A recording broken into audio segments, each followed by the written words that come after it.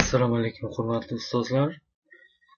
Bugun biz sizlar bilan dars jarayonida interaktiv o'yinlardan, har xil metodlardan, turli xil saytlardan test tuzish jarayonlari hamda turli xil o'yinlarni tashkil etish, ulardan foydalanish bo'yicha, ya'ni o'sha darslarni o'tishda turli metodlardan, interaktiv o'yinlardan foydalanish bo'yicha ikkita saytni ko'rib o'tamiz. Bu sayt sizlarda yoqadi degan umiddaman va hozirgi vaqtda bulardan keng foydalanib kelinadi.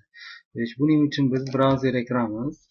Brauzerga wordwool.net saytiga kiramiz.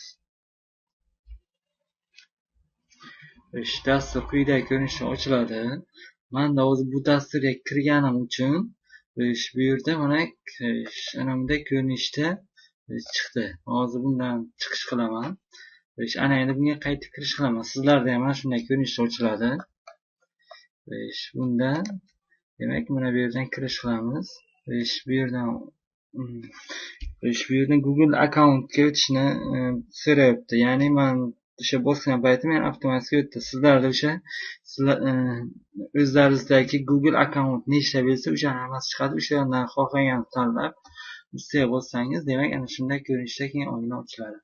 Bu yerdan demak yangi test tuzish oynasini ochamiz. Yani bu ikki xil ko'rinishda hozir ochilyapti.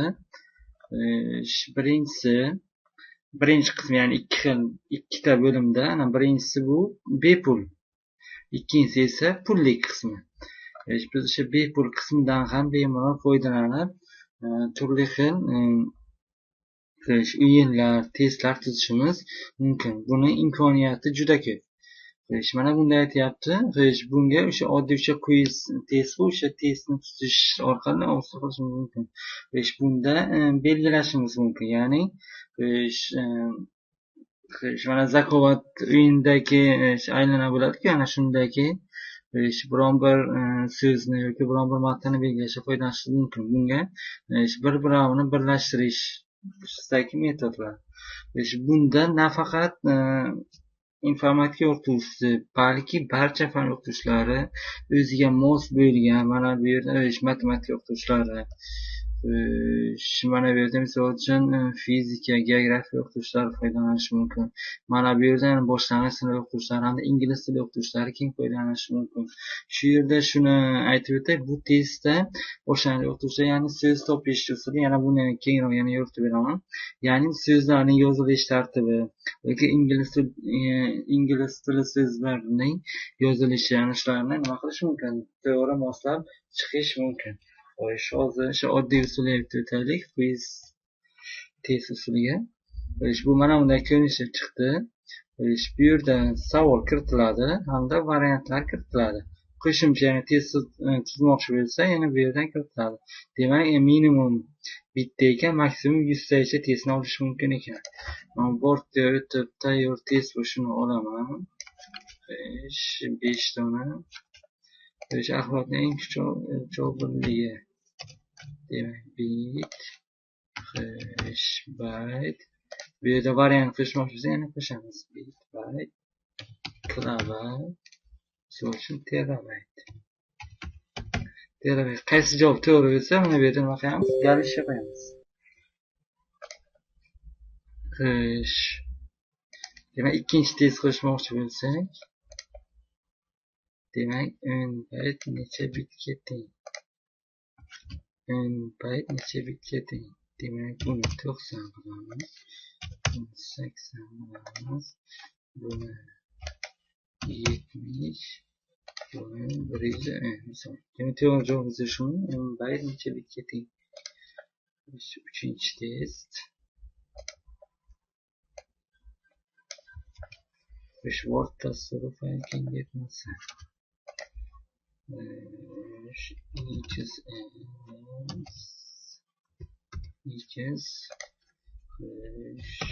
docx misol uchun mp4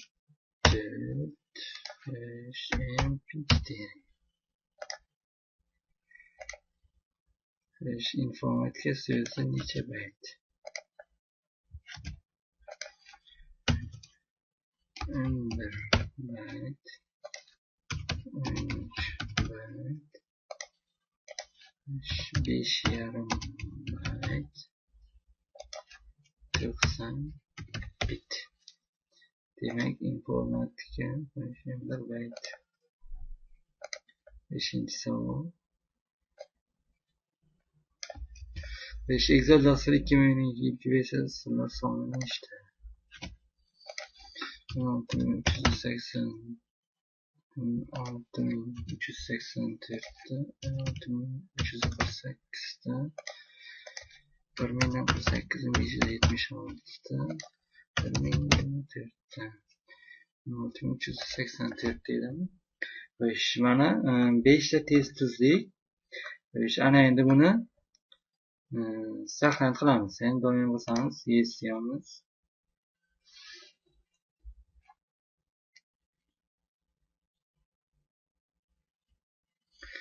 Demak startni bossak bizga ochiladi. Demak axborot eng kichik o'lchov birligi to'g'ri javob esa shundan keyin keyingisi aytish bosamiz. 10 bayt necha bitga teng? 10 bayt Word dasturi informatika so'zi necha bayt? 6384. Demak, shunday ko'rinishi ochildi. Demak, bu yakunlandi. Agar biz buni biron bir kishiga yubormoqchi bo'lsak, demak sharhini bosib yuborishimiz mumkin. Bu yerda nom berishimiz kerak.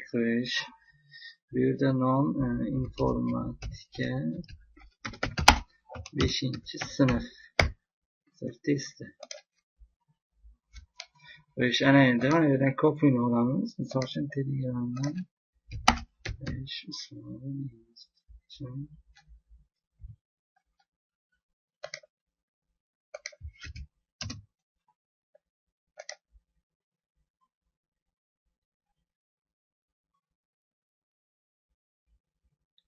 demak, ana shunday ko'rinishga yuborishimiz mumkin.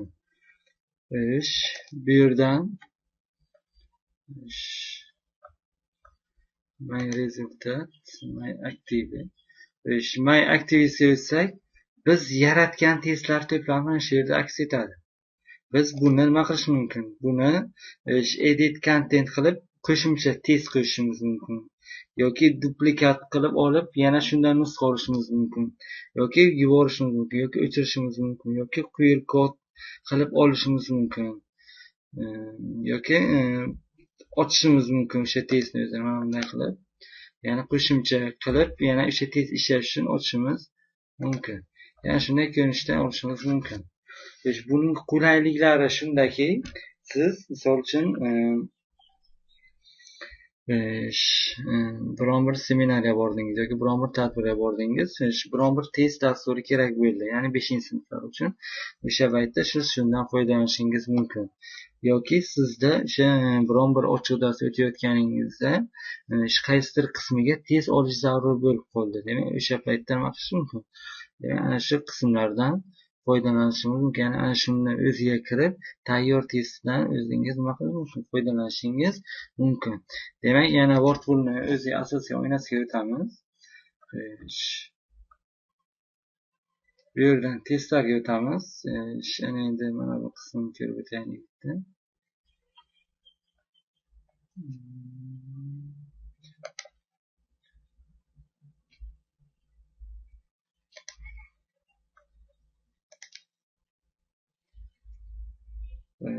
Bunda so'z yasash deylik. Bu boshlang'ich sinf o'qituvchilariga juda zo'r ekan. Boshlang'ich, chet tili darslarini o'tadigan o'qituvchilarga so'zlarni topishda keng qo'llanadi. Endi boshqa fan o'qituvchilari ham foydalansa bo'ladi. Ya'ni qanday mavzularda? Misol uchun terminlarni topishda, mana kimyo darsidan vodorod, kislorod, ana shu kimyoda xos bo'lgan so'zlarni yoki informatika fanida xos bo'lgan so'zlarni top yoki ularni biriktir degan paytda demak shulardan foydalanish mumkin ekan. Bu yerda misol uchun dunyo deymiz, salom deymiz, dengiz deymiz, Misol uchun daryo deymiz. Samolyot. Demak, davom etamiz.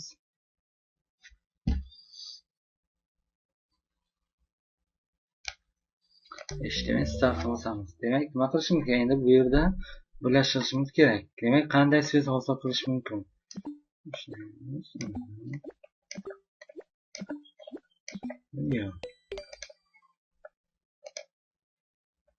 Bu salom edi.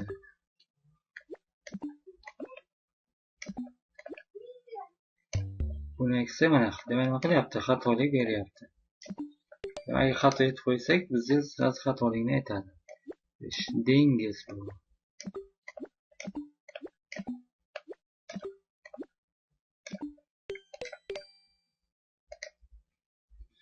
Bu daryo edi.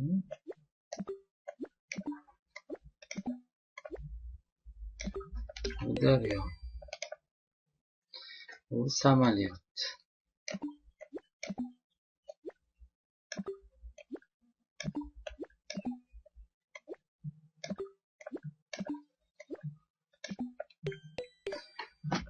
Demak, mana bunday ko'rish yaratadi. Buni yana bir qulay tomoni, biz mana bu yerdan shunga mos bo'lgan, ya'ni shu testni tuzdik, shunga mos bo'lgan yana boshqa ko'rinishlarni nima qilish mumkin?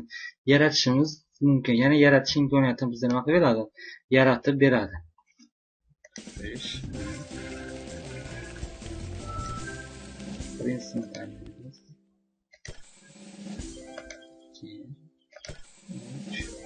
Demak, bu ochib berar ekan faqat. Dengiz. Endi buni tanlasak-chi.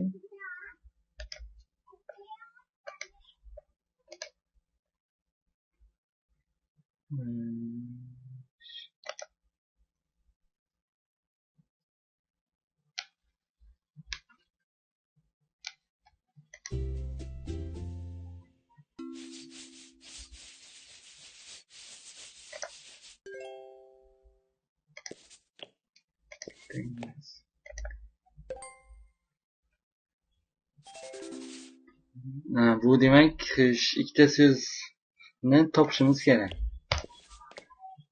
Topolmadik.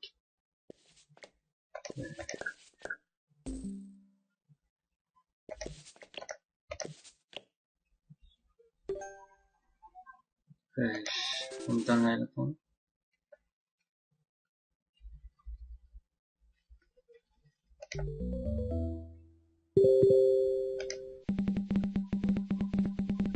Demak, bunga sizga qaysi tushsa, o'sha variant, o'sha savol sizga deb nima qilish mumkin?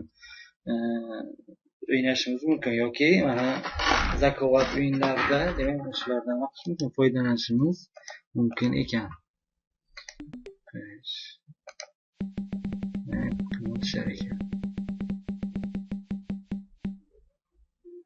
Salom. Mana shunday ko'rinishlarda o'yinlardan nima qilish mumkin? Foydalanish mumkin ekan.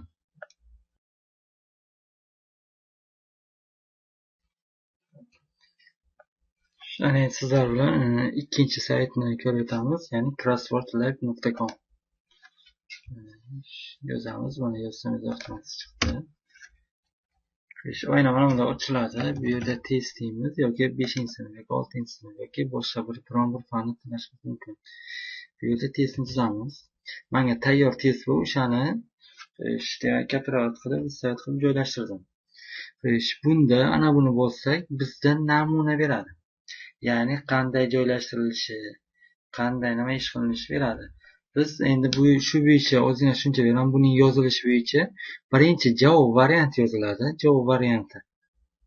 Mana bu yerda javoblar yozilgan va eng uzun javob qaysi bo'lsa, o'shandan bitta profil tashlab, keyingi nima qilinadi? Savollar yoziladi. Mana savollar e'tibor berayotgan bo'lsangiz, savollarning hammasi bir tekislikda turibdi. Savollar mana shunday ko'rinishda bo'lishi kerak. Mana bu yerdan bularni tanlashimiz mumkin. Bularni tanlasang, fulllik rejimda o'tadi. Save finish bo'lsa, ya'ni saqlan qilib yakunlayman deyapti. Mana bunday ko'rinishi crossword nima bo'ldi? Hosil bo'ldi. Bu yerda hammasi savollar. Mana tartib raqami ham bor. Demak, bu yerda nima qilish mumkin? Endi agar biz mana bunda galashcha qo'ysa nima qilib beradi? Bizga javoblarni chiqarib beradi. Ya'ni javoblar bilan chiqarib beradi. Siz bitta xuddi shunday holatda mana bu yerdan printga berib, ya'ni pechat berib, xuddi shunday ko'rinishda chiqarib olishingiz mumkin. Ya'ni nechta guruh bo'lsa yoki o'quvchi soni bo'lsa, shuncha chiqarib olishingiz mumkin hamda bitta javobli qilib ham nima qilishingiz mumkin? O'zingiz uchun bitta chiqarib olishingiz mumkin. Demak, mana shunday ko'rinishda amalga oshiriladi. Buni yuborishingiz ham mumkin. Copy demak, Fox mode urilyapti. Mana shuni olamiz. Demak, kopirovat qildi yoki shuni o'zidan ham yuborsa bo'lar ekan. Ijtimoiy tarmoqlar. Demak, bizda shuncha ijtimoiy tarmoqni chiqarib berdi. Lekin bizda o'sha kopini o'zi ham yetadi. Kopi qilib o'sha Telegram orqali biron bir o'rtog'ingizga yoki biron bir guruhga, biron bir sinfning guruhiga nima qilishingiz mumkin? Yuborishingiz mumkin.